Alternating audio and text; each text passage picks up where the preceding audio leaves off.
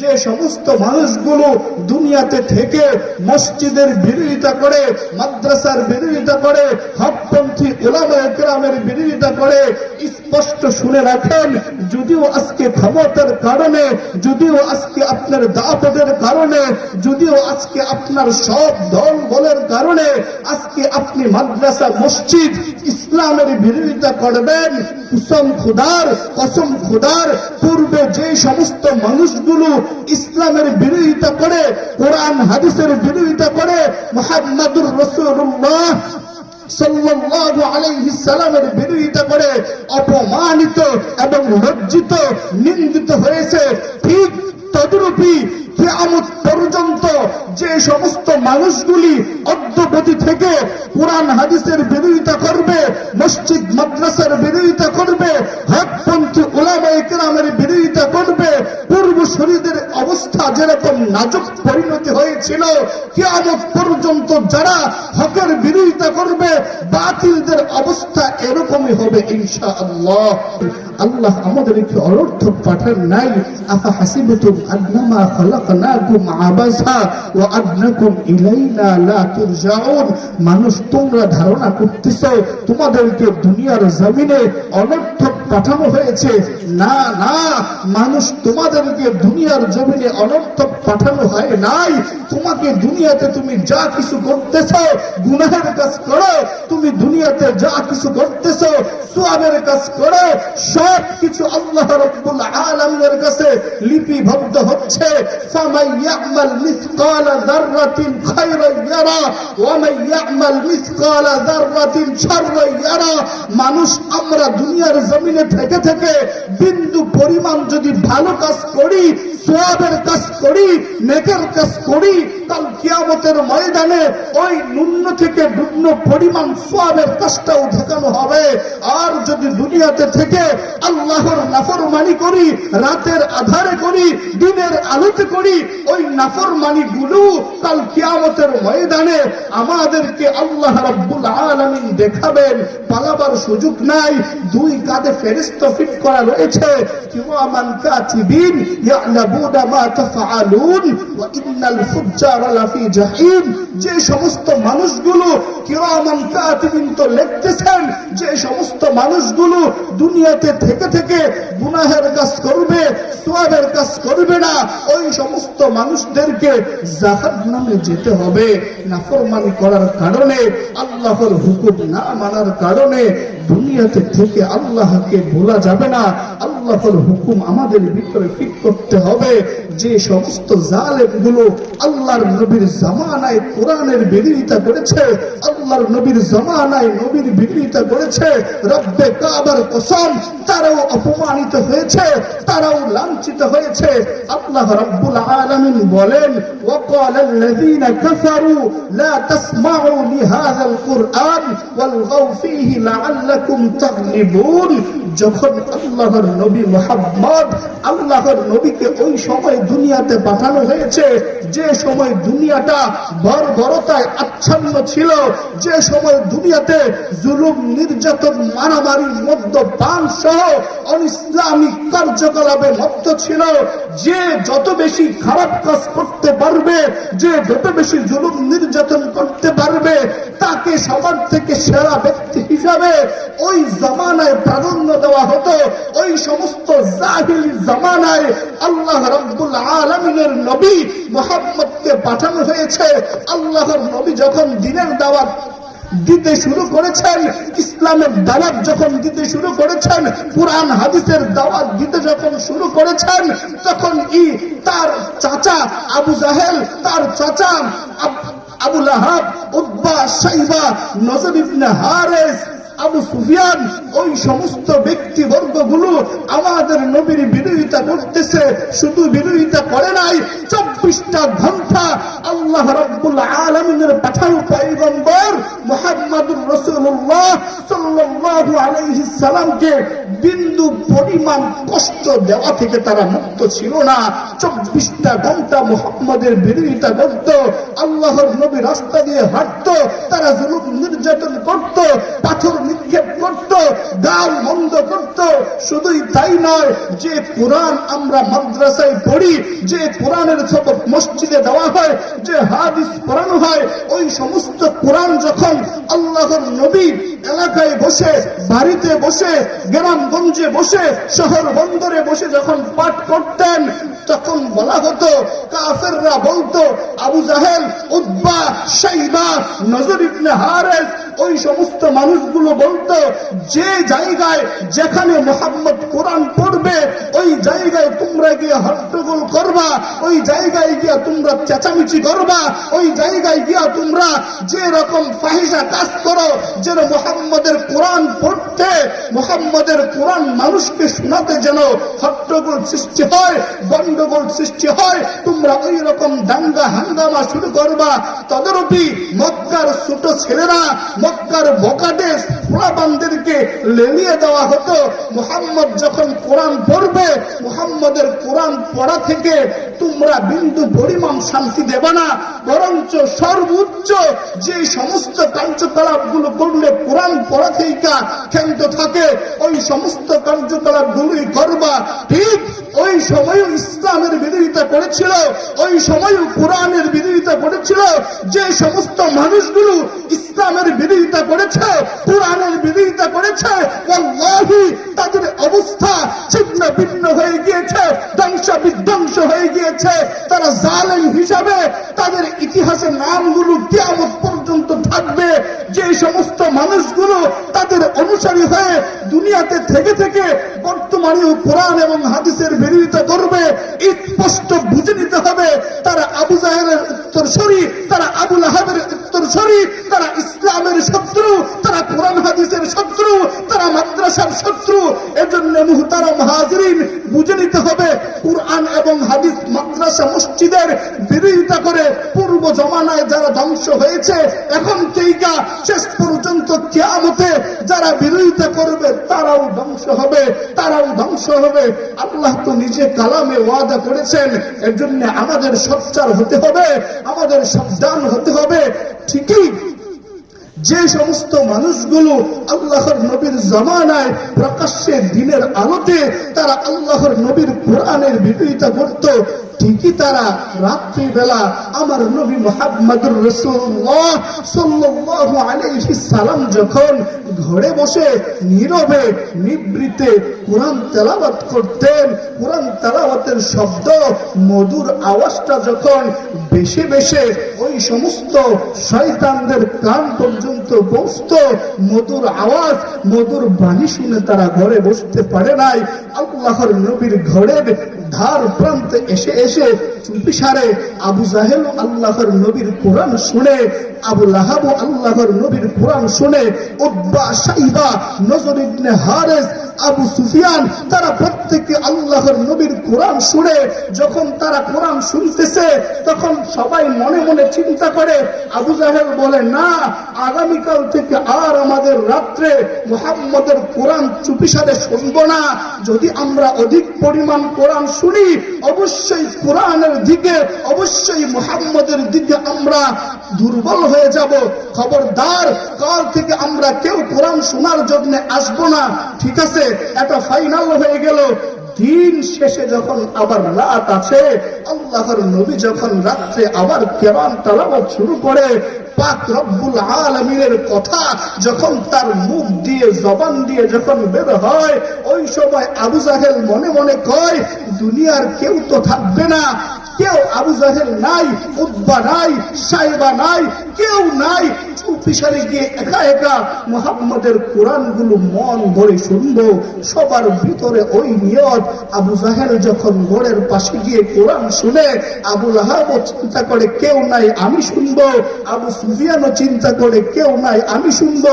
নজর ইবনে হারেস চিন্তা করে কেউ নাই, আমি শুনবো। ঠিকই প্রত্যেকের মনের ভিতরে এক চিন্তা, কেউ নাই, আমি শুনবো। গিয়া দেখা যায় প্রত্যেকেই কোরআন শোনার জন্য আবার ওই জায়গায় উপস্থিত। তখন আবু সুফিয়ান বলতেছে, দেখো ভাই, দেখো আমার ভাতিজা, চিন্তা করে দেখো মুহাম্মাদুর রাসূলুল্লাহ যে কোরআন পড়তেছে, ওই কোরআনের বই পড়িত একটা আকর্ষণ অবশ্যই আছে। মুহাম্মদ যে কোরআন পড়ে, ওই কোরআনের মুজিজা, ওই কোরআনের ক্ষমতা অবশ্যই আছে। না হয় কোরআন, আমরা তো আরবি ভাষাভাষী, কোরআন শুনে আমাদের অন্তর খতম হয়, কোরআন শুনে আমাদের মন নরম হয়, কোরআন শুনে আমাদের ইসলাম ধর্ম গ্রহণ করতে অনেকটা মন চায়।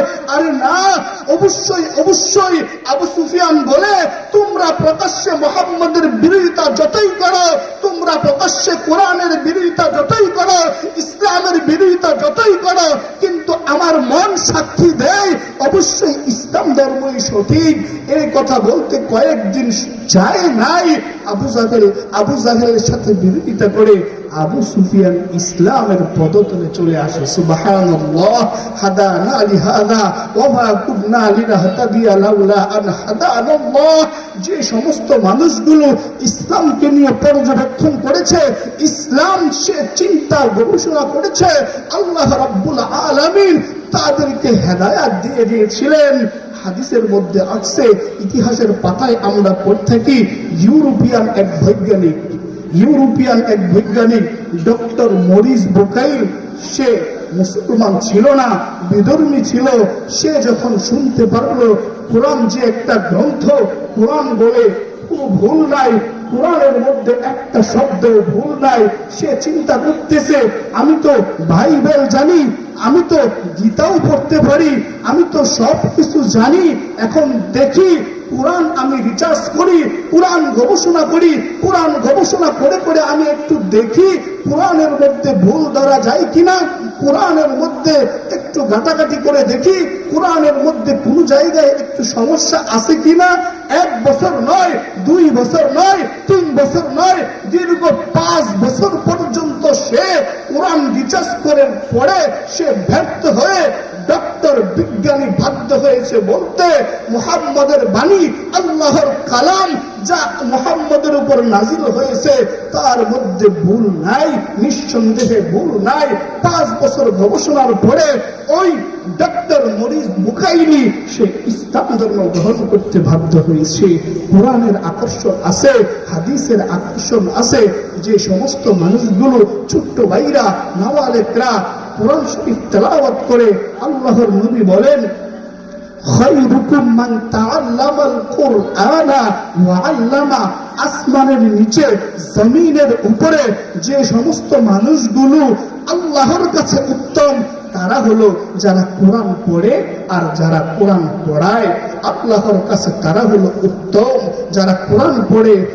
তাদের তো বড় বড় পুরস্কারের কথা আল্লাহর নবী কোরআনে, আল্লাহর নবী হাদিসে বলেছেন, আল্লাহর নবী কোরআনে বলেছেন, যারা দ্বীনি কথাগুলো, দ্বীনি এলেম শিখে, আল্লাহর নবী বলেন যে মানুষগুলো দ্বীনি এলেম শিখার জন্য, কোরআন হাদিস শিখার জন্য বাড়ি থেকে বের হয়, পিপিলিকা থেকে নিয়ে, মৎস্য থেকে নিয়ে আকাশের ফেরেশতা পর্যন্ত তার জন্য দোয়ায়ে মাগফিরাত করে আর বলে, আল্লাহুম্মা গফিরহু, আল্লাহুম্মা আরহামহু। ও মালিক, তারা তোমার ধর্ম শিখার জন্য, তারা তোমার কোরআন শিখার জন্য, তারা তোমার নবীর হাদিস শিখার জন্য বের হয়েছে, আপনি তাদেরকে মাফ করে দেন, আপনি তাদের উপর রহমত বর্ষণ করেন। এজন্য যে সমস্ত মানুষগুলো কোরআন পড়ার জন্য এসেছে, হাদিস পড়ার জন্য এসেছে, তারা তো ঠগে নাই, বরং তারা আসমানের মালিকের কাছে খুব সম্মানিত হয়েছে। এমনকি যে সমস্ত মানুষগুলো, ছোট্ট নাবালেক বাচ্চাগুলো কোরআন শরীফ পড়ে, কোরআনে হাফেজ হয়, যখন তারা রাস্তা দিয়ে বের হয়, যে সমস্ত এলাকার মধ্যে মুর্দে গাম শায়িত রয়েছে, যে সমস্ত এলাকার মধ্যে কবর রয়েছে, ওই সমস্ত কবরের আযাবগুলো তাদের পায়ের পদধূলিতে, কবরের আযাবগুলো মাফ হয়। এজন্য ছাত্র ভাইরা, আমরা ইখলাসকে ঠিক করে, নিয়ত ঠিক করে কোরআন শরীফ পড়ব এবং পড়ানোর চিন্তা ফিকির যদি আমরা করি, তাহলে দুনিয়াতেও আমরা সফল, আখিরাতেও আমরা সফল। যে সমস্ত মানুষগুলো কোরআনের বিরোধিতা করেছে, বৈপরীত্য আকর্ষণের কারণে এমন সময় গিয়ে দেখা গেছে তারা ইসলামপন্থী হতে বাধ্য হয়েছে।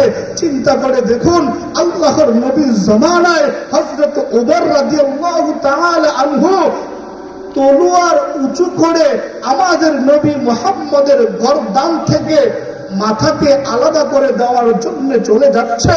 প্রতিমধ্যে দেখা হয় নাঈম রাদিয়াল্লাহু তাআলা আনহু বলে, ওমর তুমি কোথায় যাচ্ছ তরবারি উঁচু করে? বলতেছে, মুহাম্মদ সে নাকি লাত মানাত উজ্জাতের বিরোধিতা করতেছে, প্রতিমার বিরোধিতা করতেছে, আমাদের মূর্তির বিরোধিতা করতেছে, তাকে ফয়সালা করার জন্য যাচ্ছি। সে ওমরের কথা শুনে বলতেছে, তুমি মুহাম্মদকে ফয়সালা করবে দূরের কথা, তোমার বোন ফাতেমা আর ভগ্নিপতি দুজন তো ইসলাম গ্রহণ করেছে, কোরআন তারা পড়তেছে। ওমর রাগে রাগান্বিত হয়ে গিয়ে দেখতেছে যে ঠিকই তার বোন ফাতেমা এবং বোন জামাই দুজন ইসলাম ধর্ম গ্রহণ করেছে। শুধুই তাই নয়, কোরআন শরীফ তেলাওয়াত করতেছে। যা হোক, একে একে অনেক ইতিহাস লম্বা। এমন দিয়ে উমর তার বোন এবং তার বোন জামাইকে এমন ভাবে মারপিট করতেছিল, অনেক মারছে। মারার পরেও বোন কেঁদে কেঁদে বলতেছে, ভাই আমার, যে ধর্ম গ্রহণ করেছি, যে কোরআন আমার নিজের হাতে নিয়েছি, যদি আমাদের বডি থেকে রূহ মারার কারণে চলেও যায়, ওয়াল্লাহি বিল্লাহি কসম খুদার, আমি ওই ইসলাম ধর্ম ত্যাগ করব না, ওই কোরআন আমার মুখ থেকে বিন্দু পরিমাণের জন্য সরাবো না। এই কথা যখন বোন কান্নার সুরে বলেছেন, তখন ওমর চিন্তা করতেছি, কি ব্যাপার, আমার বোন তো কোনো সময় এরকম কঠিন কথা বলেন নাই, আমি তো আমার বোনের উপর কোনো সময় হাত পর্যন্ত উঠাই নাই, আমার বোন এত কঠিন কথা কেন বলেছে, চিন্তা করা দরকার। তখন ওমর বলতেছে, বোন আমার, তুমি না কি পড়তেছিলে, একটু দেও না পড়ি। তখন বলে, লা ইয়ামাসসুহু ইল্লাল মুতাহহারুন, ওই যে যা আমরা পড়তেছিলাম তা পবিত্র ব্যক্তি ছাড়া ধরা যায় না। তুমি গোসল করে আসো, তুমি পাক পবিত্র হয়ে আসো। ঠিকই গোসল করে আসার পরে, পাক পবিত্র হয়ে আসার পরে যখন তিনি পড়তেছেন, ইন্না ফাতাহনা লাকা ফাতহাম মুবিনা লিয়াগফিরা লাকা আল্লাহু মা তাকাদ্দামা, এইরকম আয়াত যখন একে একে পড়তেছেন, তখন তার চোখ বেয়ে বেয়ে পানি আসতেছে। তখন বলে, বোন আমার, আপনি আমাকে মুহাম্মদের দরবারে নিয়ে যান, মুহাম্মদের কাছে আমি যাই। তখন গিয়ে বলতেছে, নবী আমার, আমি আপনাকে তরবারি উঁচু করে গর্দন থেকে মাথা আলাদা করার জন্য আসছিলাম, কিন্তু দেখি এখন বিপরীত। ওই কোরআন এত মধুর, ওই কোরআন এত সুন্দর, যা কুল কায়নাতের মালিক রব্বে কারিমের পক্ষ থেকেই হতে পারে। ওই কোরআন, ওই ইসলাম ধর্ম গ্রহণ করার জন্য এসেছি, আমাকে কালিমা পড়াইয়া দেন, আমাকে ইসলামের একজন অনুসারী বানাইয়া দেন। সে ওমরই পড়ে মক্কার মধ্যে গিয়ে বলে, মুহাম্মদের বিরোধিতা যে করবে, কোরআনের বিরোধিতা যে করবে, যদি কোনো বাপের বেটার সাহস থাকে মায়ের কোল খালি করতে আমার কাছে আসো, তোমাকে ফয়সালা করে দেওয়া হবে। তখন ইসলামের তারাক্কি, ইসলামের উন্নতি একে একে শুরু হতে যাচ্ছে। একেবারে সসরে, একেবারে উচ্চ কণ্ঠে ইসলামের দাওয়াত শুরু হয়েছে। এজন্য সর্বশেষ যে কথা বলতেছি, আরেকজন হযরতুল আল্লামা এসে পড়েছেন, উনি জিজ্ঞাসা করবেন, গুরুত্বপূর্ণ আলোচনা করবেন। সর্বশেষ যে কথা বলতেছি, যে জায়গায় কোরআন শরীফ পড়া হয়, যে মাদ্রাসা মসজিদে কোরআন শরীফ পড়া হয়, ওই মাদ্রাসা মসজিদের সাথে আমরা সার্বিক সহযোগিতা করে সমস্ত অবস্থায় যেন আমরা তাদের সাথে থাকি। যদি আমরা তাদের সাহায্য সহযোগিতা করি, তাহলে আমাদের কপাল খুলে যাবে। আর যদি মনে করেন, যদি আমরা গোপনে প্রকাশ্যে মাদ্রাসা মসজিদের বিরোধিতা করি, যদিও আপনি মসজিদের কাছে না যান, মাদ্রাসার কাছে না আসেন, মনে রাখেন, স্পষ্ট ঘোষণা, আপনার বাড়ির ধার প্রান্তে মসজিদের খাটিয়া ঠিকই যাবে। মৃত্যুর পরে আপনাকে বোঝানো হবে কোরআনের বিরোধিতা করার অবস্থা কিরকম, হাদিসের বিরোধিতা করার অবস্থা কি পরিণতি হবে। এজন্য সর্বশেষ যে হাদিসটি আমি পড়েছি, ইকরা ওয়ারতাকি ওয়ারাত্তিল কামা কুনতা তুরাত্তিলু ফিদ দুনিয়া ফা ইন্না মানজিলাকা ইনদা আখিরি আয়াতিন তাকরাউহা, প্রত্যেকটা হাফেজে কোরআন যারা কোরআন পড়বে হাফেজ হবে, কাল কিয়ামতের ময়দানে বলা হবে ইকরা ওয়াত্তাকি ওয়ারাত্তিল কামা কুনতা তুরাত্তিলু ফিদ দুনিয়া। ও হাফেজ সাহেবান, ও কোরআন ওয়ালা, তুমি পড়তে থাকো তার তিলের সাথে পড়ো যেরকম ভাবে তুমি দুনিয়াতে পড়েছো। ওয়ারাত্তিল কামা কুনতা তুরাত্তিলু ফিদ দুনিয়া ফা ইন্না মানজিলাকা ইনদা আখিরি আয়াতিন তাকরাউহা। তোমার গন্তব্য শেষ ওই জায়গায় হবে, তোমার কোরআন পড়া শেষ হবে যে জায়গায়। সুবহানাল্লাহ। কাল কিয়ামতের ময়দানে হাফেজ সাহেবানদেরকে, কোরআন ওয়ালাদেরকে 600 তালার উপরে ইখতিলাফ সহ 6666 তালার মালিক বানিয়ে দেওয়া হবে। এটাই তো আমাদের ফাউজান আযীমা, চূড়ান্ত সফলতা। আর যদি আমরা তাদের বিরোধিতা করি, বিপরীতে যারা বিরোধিতা করবে তাদের অবস্থা, তাদের পরিণতি কেমন হবে একটু চিন্তা করে দেখেন।